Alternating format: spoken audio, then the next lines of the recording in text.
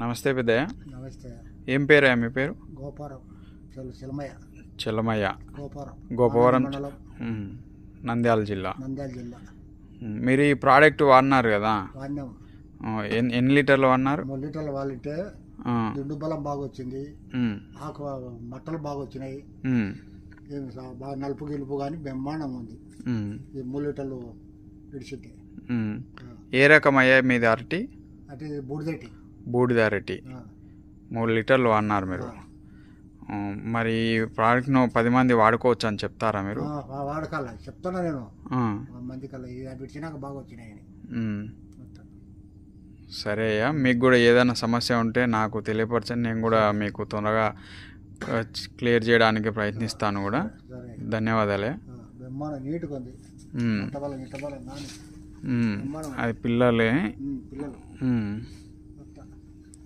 సరే అయ్యా మరి.